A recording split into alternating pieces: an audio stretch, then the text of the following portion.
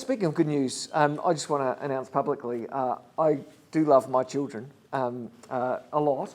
I say that because I was just thinking about this message of the week, and I was just reminded, my kids are older now, but I remember when they were younger, and I just want to say publicly, is there anything worse as a parent than nagging children? I don't know, there's just something, oh no, my children are looking at me, no, there is just something about being a parent, we've got a newborn here, so I'm just prepping you for what's going to happen, right? There's this moment where you're just going about life and there's just this daddy, can I, daddy, can I, daddy, can I, and it just doesn't stop. Everyone tells you that you can't give in to nagging. You've got to be firm as a parent, and you've got to stay the course and keep your word. But man, there are times, aren't there, for those of us who are parents in the room, there are times when you just think, I know I should stay the course, but I just desperately want to give in to this nagging because it is going to kill me, right? Or I'm going to kill them, one of the two.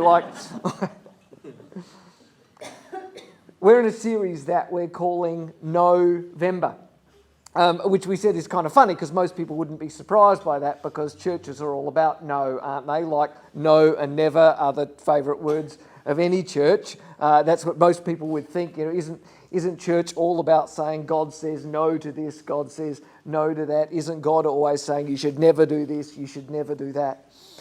So a lot of people would think, well, of course you're talking about that because no and never are like that's kind of the code of the church. And I said last week that I think that's really sad. That's really sad because while there's some truth behind some of those no's, that the picture of God that the writers of the Bible paint for us, the picture of God that Jesus gave to us, is a picture of life and love and joy and freedom and hope.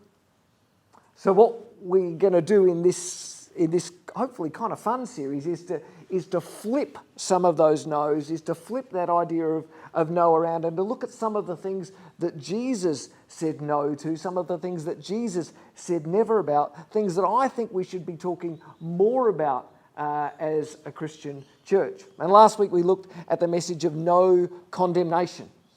We looked at those words from Jesus, or those words about Jesus, when John says, Jesus did not come into the world to condemn the world. He didn't come to condemn the world, but he came to save the world. And this week we're going to look at another teaching, another no, never teaching of Jesus, where Jesus says, never give up. And specifically where he says, never give up praying. So we're going to jump straight into Jesus' teaching. If you've got a Bible, we're going to be in Luke chapter 18. Luke chapter 18. While you're finding it, this is a story that Jesus tells. It's a parable Jesus tells. A parable is a word, we don't use the word parable a lot in everyday English, but a parable is a story, a made-up story that makes a point. So if you think about it, many of our kids' stories, many of the stories that we read our kids, the story books that we read our kids, many of those are really parables. They're made-up stories, but they're written in a way to make a point, to make a real-life point. And Jesus used parables, this way of teaching, this way of communicating. He used this a lot. He told stories that made a point. So we're going to read right from the beginning, from Luke 18, from verse 1. Then Jesus told his disciples a parable to show them that they should always pray and not give up. He said, in a certain town there was a judge who neither feared God nor cared what people thought. And there was a widow in that town who kept coming to him with a plea. Grant me justice against my adversary. For some time he refused. But finally he said to himself, this is a great line, finally he said to himself, even though I don't fear God or care what people think, yet because this widow keeps bothering me, I will see that she gets justice, so that she won't eventually come and attack me. And the Lord said, listen to what the unjust judge says. And will not God bring about justice for his chosen ones who cry out to him day and night? Will he keep putting them off? I tell you, he will see that they get justice, and quickly. However, when the Son of Man comes, will he find faith on the earth? Often Jesus' parables are really clever stories that you've got to really dig into to discover their meaning. But not with this one. Luke tells us right in the first verse exactly what this parable is about. Jesus told his disciples a parable to show them that they should always pray and not give up. And Jesus goes on to tell them a story about a widow and a judge. And it might not be so obvious to us, but Jesus' first century listeners knew exactly how this story should end. Because you see, women had a very different place in ancient Jewish society than they do in our society today. In ancient Jewish society, women had almost no standing outside of their home. In fact, in many official parts of life, a woman couldn't actually speak. A man, her husband or father, her husband had to speak for her. In fact, a woman couldn't even legally testify in court in the days of Jesus. And the woman in this story is a widow. So she has no husband to speak for her. And she can't testify in court. She's not literally allowed to testify in court. So everyone knows how this is going to end. And to make matters worse, in Jesus' story, he makes the judge out to be a mean and an uncaring judge. Jesus sets up this story as an absolute hopeless case for the woman. He's a brilliant storyteller. He's a storytelling genius, right? The widow has no chance in this story. But she won't give up. She keeps at the judge and at the judge and at the judge. The story doesn't say this, but I imagine she's kind of following him around the supermarket. I imagine that when he gets out of his car, gets off his horse at the petrol station or whatever, there she is standing there. You know, I imagine that she just she's like stalking him. She's just bobbing up everywhere. You know, a little bit like a protester. You know, the way they follow politicians around. Every time they get out of the car, there's someone with a placard. I imagine that's this woman. She won't listen to no. She won't listen to never. And eventually the judge gives in, verse 4, even though I don't fear God or care what people think, yet because this widow keeps bothering me, I'll see that she gets justice, so that she won't eventually come and attack me. It's not the judge's kindness that wins the day. It's not her clever argument that wins the day. She doesn't find a friend or a kindly man who can argue and put her case in court on her behalf. It's just her persistence. She won't give up. And Jesus wraps up the story by making his lesson explicitly clear. He says, and will not God bring about justice for his chosen ones, his people who cry out to him day and night? Will he keep putting them off? I tell you, he will see that they get justice, and quickly. It sounds like a pretty good story, doesn't it? As in, like, it sounds like a recipe for getting your prayers answered. You know, like if you just keep praying, if you just pray like the woman badgering the judge, if you just keep praying and keep praying and keep praying, if you approach God like a nagging child, Daddy, can I, Daddy, can I, Daddy, can I, like eventually God will give in, right? Even Jesus seems to be making that conclusion when he says, you know, and will not God bring about justice for his chosen ones who cry out to him day and night? It would seem like the message is, if you just keep asking, God will say yes to whatever you want. And that kind of sounds a bit manipulative when you say it like that, but it also sounds pretty good, doesn't it? I mean, I think that would be a pretty good deal if you could kind of get God to do what you want just by harassing him and harassing him and harassing him. It sounds pretty good. The only problem is that's not actually what Jesus is trying to teach here at all. The key to understanding what Jesus is trying to teach in this parable is the very last part of the story, the very last part of the last verse. I want to read it again because I deliberately left it out before. Will not God bring about justice for his chosen ones who cry out to him day and night? Will he keep putting them off? I tell you, he will see that they get justice and quickly. However, when the Son of Man comes, will he find faith on earth? However, when the Son of Man comes, will he find faith on earth? Jesus isn't giving us a way to get our prayers answered. Jesus is giving us a way to grow and sustain our faith. The word for faith here could also be translated as trust or confidence. So a bit like the way that we would say, I have faith in my seatbelt. You know, like I have trust and confident that in an accident my seatbelt will do what it's supposed to do. A bit like we might say, I have faith in my bank. You know, I have trust and confidence that they will keep my money safe, and when I need my money, it will be there for me. That's what it means, the word faith in this context, to say, I have faith in God. I have trust and confidence in God.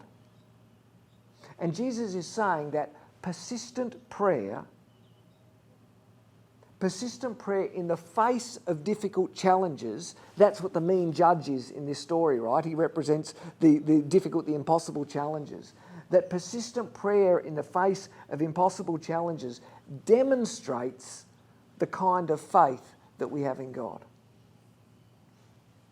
You have to remember, Luke writes these words 50 to 60 years after the death and the resurrection. He writes these words right at the beginning of the most severe Roman persecution of the early church. Luke is writing to people who are being tied to poles and set alight. Luke is writing to people who are being fed to lions and wild bears for people's entertainment. And he reminds them that Jesus taught, don't give up. Don't give up in your faith. Don't give up in your prayer. Luke isn't writing to people who are praying for a new job. Luke isn't writing to people who are praying for a boyfriend or a girlfriend. Luke isn't writing to people who are praying that they're going to pass their exams. Luke's writing to people who are praying that they won't get murdered. He's writing to people who are questioning God's justice. Right? He's writing to people who are saying, where's God in what's happening? Where's the justice of God in what's happening around me? I mean, why are God's people being murdered? Why isn't God doing something about this? And he reminds them that Jesus taught them, don't give up. Even when you see things going really pear-shaped around you, even when you see your friends and your family being killed around you, don't give up trusting in God. That's the message that Jesus is trying to make. Your continued prayer, your perseverance in prayer is evidence that you've kept your faith in God, that you haven't given up. I read one commentator who summarised this story by this. He said, this parable is essentially an encouragement to continue on praying without losing heart, right through the difficult times of waiting before the Son of Man comes. Saying, if you will stay faithful to God, he's saying, if you will keep praying through difficult circumstances, ultimately God will bring justice. Ultimately God will answer those prayers. It might be in freedom and joy and healing in this life. But remember, he's writing to people who are watching their friends and family be killed. So he's saying, you might see freedom and joy and relief and healing in this life. Or you might see eternal healing and eternal freedom and eternal joy in life after death. The point is, never give up your faith. Never give up on God. Never give up believing in him. Never give up trusting him. Even when your life circumstances don't seem to be changing the way you want them to, even when your life circumstances seem to be getting worse than you want them to, don't give up on your faith. Don't give up on God. This is the definition of faith. This is what it means to have faith in God. So the question for us today is, when the Son of Man comes, when Jesus comes, will he find that kind of persistent prayer in your life? That's the question Jesus is asking. When the Son of Man comes, will he find that kind of faith in your life? Will he find that kind of faith in my life? Will he find that kind of faith in this church? Jesus isn't giving us a way to get our prayers answered. He's giving us something way more powerful than that. I mean, Jesus knew that tough times were going to come, right? In fact, actually, it's a little bit of a pity. Sometimes the chapters and our verses in our Bible are unhelpful because they make us feel like, everything in chapter 17 is not connected to everything in chapter 18. If you read the last part of Luke chapter 17, it actually connects to the first part of Luke chapter 18. Homework. Go home, read the last part of Luke chapter 17. See what Jesus is saying there about the end times and about difficult times. And then reread the first part of Luke chapter 18. And you'll kind of see how the two connect. And you'll kind of go, I get the point that Jesus is trying to make. He's teaching his followers to never give up, to keep praying and to keep trusting, to never lose faith in God. And I say that somewhat hesitantly because I know there's people, even people in this place today, who are going through tough times. I know there's people, if they stood up here next to me, would say, this season in my life is difficult because. Jesus never pretended that life would be easy. I'm not pretending that life would be easy. I'm simply saying, imagine what life would be like for you. Imagine what life would be like for me if our lives were built on this kind of persistent prayer. Imagine if our prayer became a weapon, if you like, to defeat those negative things that come against us. Decades after Jesus taught this, Paul, who was a follower of Jesus and a leader in the early church, Paul wrote a letter to a network of tiny churches around Ephesus. It's a city that the ruins of which still exist today in what we call Turkey. I want you to see if you can hear the link between what Paul writes and what Jesus was talking about. We've got a copy of the letter. It's Ephesians in your Bible. This comes from Ephesians chapter 6. Some of you will know this. Finally, be strong in the Lord and in his mighty power. Put on the full armour of God so that you can take your stand against the devil's schemes. For our struggle's not against flesh and blood, in other words, not against the stuff we can see, but against the rulers and against the authorities, against the powers of this dark world, and against the spiritual forces of evil in the heavenly realms. Paul's saying we're in the middle of a struggle. We're in the middle of a fight, and it's a spiritual fight primarily. It might look like it's a physical fight. It might look like it's in our circumstances around us, but really we're in the middle of a spiritual fight. Verse 13, therefore put on the full armour of God, so that when the day of evil comes, you may be able to stand your ground. And after you've done everything, to stand. Stand firm then. You see it, 3 stands. It's this repetition. Paul's trying to make a point. Stand firm then with the belt of truth buckled around your waist, with the breastplate of righteousness in place, with your feet fitted with the readiness that comes from the gospel of peace. Listen to this. In addition to all this, take up the shield of faith. Take up the shield of faith, there's our faith word, with which you can extinguish the flaming arrows of the evil one. Right, picture a kind of an ancient soldier. He's got a shield there so that when the arrows of the enemy come, it's the shield that will stop them. This kind of never give up faith that Jesus is talking about is like a shield that protects us from the attacks of the enemy.